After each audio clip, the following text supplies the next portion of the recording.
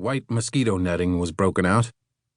Using strong Navy coffee, the Marines dyed it dark brown in garbage cans on deck.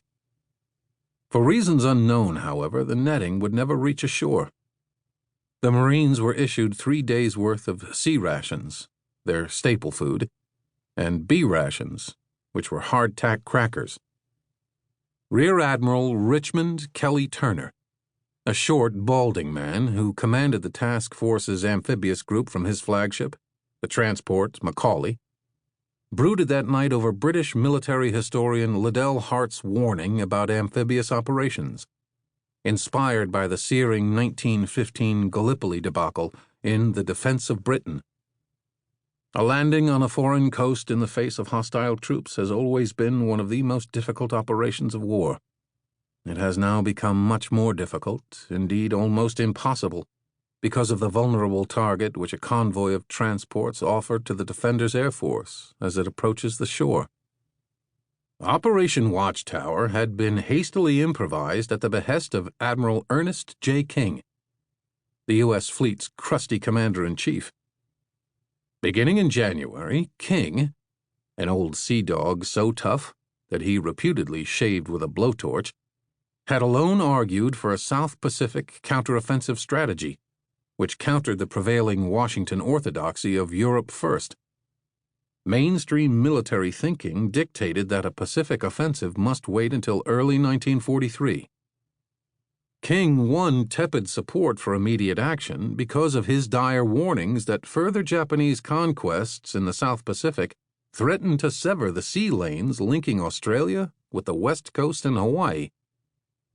To protect them, Army and Marine units were sent in the spring to occupy Samoa, the Fiji Islands, New Caledonia, and the New Hebrides. These were remote, malarial, and malodorous sub-equatorial islands of great physical beauty, scattered across the southern Pacific north of New Zealand and northeast of Australia. An Army bomber group began operating from Hachette Airfield.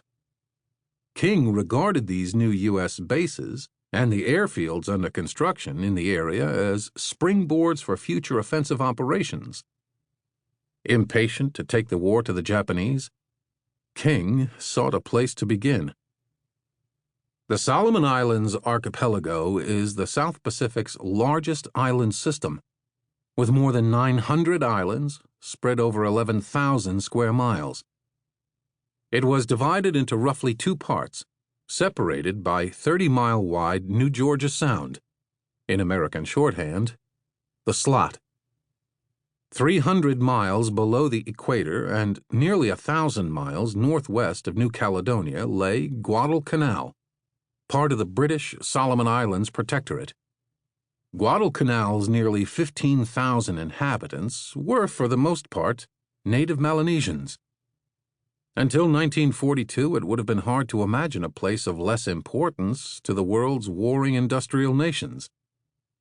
Volcanic in origin, the remote island was discovered by Spanish explorer Don Alvaro Mendaña in 1568 during an expedition to find King Solomon's fabled gold mines. Despite Mendaña's optimism in naming the island chain the Solomons, they yielded little gold and no gems. Guadalcanal was named for the Spanish hometown of a ship's officer. 90 miles long east to west and 25 miles wide, it was dominated by riotous jungle. Across its east-west breadth lay a belt of rugged mountains, with peaks rising to more than 7,000 feet elevation, punctuated by deep, mist-shrouded gorges. On the island's northern side, the mountains tumbled down to foothills and broken coral ridges covered with 4-foot-tall kunai grass. Dense jungle growth clogged the stifling hot valleys and the ravines between them. Along the northern coastline, a 20-mile-long strip of level ground extended 6 miles inland. Before the war, European companies, the most prominent of them, Lever Brothers, operated coconut plantations on Guadalcanal's coastal plan, harvesting raw copra for processing into coconut oil. On the northeastern coasts, at Deola, Burns Philp managed a